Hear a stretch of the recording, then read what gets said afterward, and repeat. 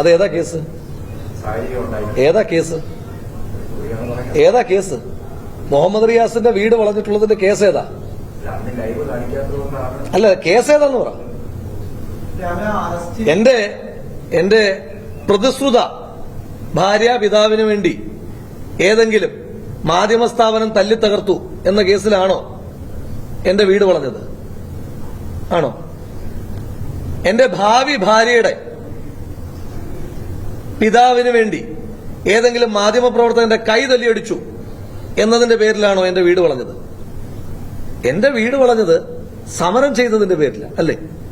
ഈ നാട്ടിലെ പെൻഷൻ വാങ്ങാൻ കഴിയാതെ പോകുന്ന നിസ്സഹായരായ ജനങ്ങൾക്ക് വേണ്ടി സംസാരിച്ചതിന്റെ പേരിലാണ് എന്റെ വീട് വളഞ്ഞത്. രണ്ട് കേസാണ്. അപ്പം നാളെ വണ്ടിപ്പെരിയാറിലെ അർജുൻ പറയുകയാണ്, എന്റെ കയ്യിൽ പണ്ട് കയ്യാമം വെച്ചുകൊണ്ട് പോയില്ലേ, ഞാനൊരു രാഷ്ട്രീയ ഡിവൈഎഫ്ഐ പ്രവർത്തനാണല്ലോ അർജുനും.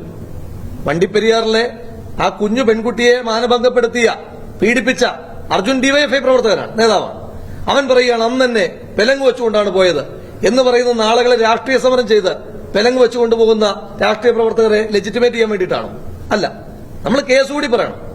ഏത് കേസ്? മുഹമ്മദ് റിയാസിന്റെ കേസ് ഏതാ? പറ. ഏത് സമരത്തിന്റെ പേരില്ല മുഹമ്മദ് റിയാസിന്റെ വീട് വളഞ്ഞത്? പറയട്ടെ. ഞാൻ കേട്ടിട്ടില്ല. അങ്ങൊരു മുതിർന്ന മാധ്യമ പ്രവർത്തകനാണല്ലോ, അങ്ങ് പറ. അങ്ങനെ ഏതെങ്കിലും ഒരു സമരം ചെയ്തതിന്റെ പേരിൽ മുഹമ്മദ് റിയാസിനെ അങ്ങനെ അറസ്റ്റ് ചെയ്തുകൊണ്ട് പോകുന്ന ഒരു വാർത്ത അങ്ങയുടെ മാധ്യമ സ്ഥാപനത്തിൽ പ്രസിദ്ധീകരിച്ചിട്ടുണ്ടോ? ക്രൈംബ്രാഞ്ചിന് കൈമാറുകയും DIG തലത്തിലുള്ള ഉദ്യോഗസ്ഥരെയാണ് ചുമതലപ്പെടുത്തിയിരിക്കുന്നത്. അത് ഗൗരവത്തിൽ എടുത്ത് സർക്കാർ മുന്നോട്ട് പോവാണ്. അങ്ങനെ ഒരു അന്വേഷണത്തെ എങ്ങനെയാണ്? ഞാൻ ഒന്നാമത്തെ ദിവസം പറഞ്ഞല്ലോ, അവർ കുറച്ച് ഗൗരവത്തിൽ ഇത് കാണട്ടെന്നേ. നമ്മൾ പറഞ്ഞല്ലോ ഗൗരവത്തിൽ തന്നെ അവർ കാണട്ടെ.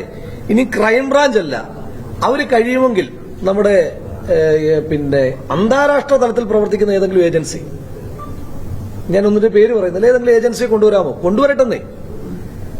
അവർക്ക് ചെയ്യാൻ കഴിയുന്ന മുഴുവൻ കാര്യങ്ങളും ചെയ്യട്ടെ. നമുക്കിതിനകത്ത് ആശങ്കകളില്ല. ഒന്നാമത്തെ ദിവസം തന്നെ ഞാൻ പറഞ്ഞ കാര്യമാണ്. അതിൽ നിന്ന് ഞാൻ പുറകോട്ട് പോയിട്ടില്ല. ഇനി എന്തെല്ലാം ചെയ്താലും ജനങ്ങൾക്ക് വേണ്ടി, ജനങ്ങളെ ഈ സർക്കാരിൽ നിന്ന് മോചിപ്പിക്കുന്ന സമരങ്ങൾക്ക് യൂത്ത് കോൺഗ്രസ് മുൻപന്തിയിൽ തന്നെ ഉണ്ട്, തെരുവിലുണ്ടാകും. ഈ സംഘടനയ്ക്ക് അവമതിപ്പുണ്ടാക്കിയ ഒരു സംഭവമാണ്. അപ്പം അതിൽ ആരോപണ വിധേയരായ ആളുകൾ ഏതെങ്കിലും തരത്തിൽ സംഘടനാ തലത്തിൽ അന്വേഷിക്കുകയോ അല്ലെങ്കിൽ നടപടി സ്വീകരിക്കാൻ അങ്ങനെ എന്തെങ്കിലും ഉദ്ദേശിക്കുന്നുണ്ടോ? സംഘടനയ്ക്കകത്ത് ലഭ്യമായിട്ടുള്ള പരാതികൾ നമ്മൾ ഒരുപാട് തവണ ചർച്ച ചെയ്ത വിഷയമാണ്. അപ്പൊ ഇന്നിപ്പം ഇത് വീണ്ടും ചോദിക്കുന്നതിന്റെ ഉദ്ദേശം എനിക്കറിയില്ല. സംഘടനയ്ക്കകത്ത് വന്നിട്ടുള്ള പരാതികൾ, ആ പരാതികൾ പരിഹരിക്കപ്പെട്ടിട്ടുണ്ടല്ലോ.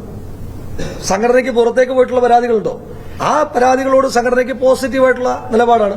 ഞാൻ ചോദിക്കുന്നത്, സമരം ചെയ്തതിന്റെ പേരിൽ എന്നെ വീട് വളഞ്ഞ് എന്നെ അറസ്റ്റ് ചെയ്തുകൊണ്ട് പോയ പോലീസല്ലേ ഈ നാട്ടിലുള്ളത്? അന്വേഷിക്കട്ടെന്നേ.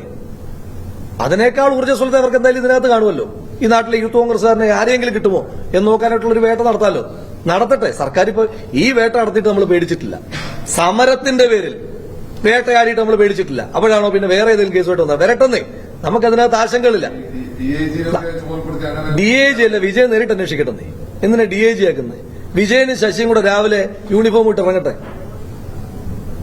അവരിറങ്ങട്ടെ. എന്തിനാ ഈ DIG ഒക്കെ ഏൽപ്പിക്കുന്നത്? DIG ഏൽപ്പിച്ചാലും അവസാനം ശശിയും വിജയനും തന്നെ തീരുമാനിക്കുന്നത്. എന്തിനാ DIG ഒക്കെ വെറുതെ ബുദ്ധിമുട്ടിക്കുന്നത്? എന്തിനാ? ഒന്നും അല്ലെങ്കിൽ പരീക്ഷ പാസ്സായ ഉദ്യോഗസ്ഥന്മാരല്ലേ, അവരുടെ മുറയിൽ തകർക്കുന്നത് എന്തിനാ? ഇപ്പൊ എന്റെ വീട് വളഞ്ഞപ്പോ നിങ്ങള് എത്ര മാധ്യമപ്രവർത്തകർ എന്നെ കന്റോൺമെന്റ് സ്റ്റേഷനിൽ വെച്ച് കണ്ടിട്ടുണ്ട്? കന്റോൺമെന്റ് സ്റ്റേഷനിൽ അവിടുത്തെ SI ആണല്ലോ ഡീസലും ചെലവാക്കി എന്റെ വീട്ടിലേക്ക് വന്നത്. അടുത്ത മാസം അവന്റെ ഡീസൽ കിട്ടത്തില്ല. അതിന് ഞങ്ങൾ സമരം ചെയ്യും. അത് വേറെ കാര്യം. അത് നാട്ടിലെ പ്രശ്നം. അവൻ അടൂര് വരെയുള്ള ഡീസൽ കളയേണ്ട കാര്യമില്ലായിരുന്നു. അത് സേവ് ചെയ്യായിരുന്നു. 10 തവണയിൽ കുറയാതെ ഞാൻ കന്റോൺമെന്റ് സ്റ്റേഷനിൽ പോയാളല്ലേ. 10 തവണയിൽ കുറയാതെ. CCTV ഫൂട്ടേജ് ഉണ്ടല്ലോ, പരിശോധിക്കട്ടെ. അവിടുത്തെ അന്വേഷണ ഉദ്യോഗസ്ഥന്മാർ SHOയോട് ചോദിച്ചു. 10 തവണയിൽ കുറയാതെ ഞാൻ കന്റോൺമെന്റ് സ്റ്റേഷനിൽ പോയിട്ടുള്ള ആളാണ്. അന്നൊന്നും എന്നെ അറസ്റ്റ് ചെയ്തില്ലല്ലോ. ഞാൻ ജയിലിൽ 8 തവണ, എന്റെ സഹപ്രവർത്തകർ ജയിലിലായപ്പോ 8 തവണ, പോലീസ് ബന്ദോബസ്തുള്ള സ്ഥലമല്ലേ ജയില്, 8 തവണ പോയ ആളല്ലേ. ഞാൻ തിരുവനന്തപുരത്ത് ഉണ്ടായിരുന്നില്ലേ? ഈ കേസ് ഉണ്ടായതിനു ശേഷം പിന്നെയും ഞാൻ എത്ര സമരങ്ങൾ തിരുവനന്തപുരത്ത് പങ്കെടുത്തു. അന്നൊന്നുമില്ലാതെ അറസ്റ്റ് ചെയ്യാൻ, വേട്ടയാടാൻ വീട്ടിൽ വരെ ഒരു യൂത്ത് കോൺഗ്രസ് സംസ്ഥാന അധ്യക്ഷന്റെ വീട്ടിൽ വേട്ടയാടി വരാമെങ്കിൽ ഈ നാട്ടിൽ ഏത് യൂത്ത് കോൺഗ്രസ്സുകാരനെയും ഏത് കേസിലും കൂടി കൂടെ കൂട്ടട്ടെന്നേ. വിജയന് ചെയ്യാൻ പറ്റുന്ന പരമാവധി ചെയ്യട്ടെ. അത് കഴിയുമ്പോ ഞാൻ ഇന്നലെ സൂചിപ്പിച്ചതുപോലെ അത് കഴിയുമ്പോ ആ കിരീടം ഒന്ന് താഴോട്ട് വെക്കണം. ജനങ്ങൾ പിന്നാലെ ഉണ്ടാകും.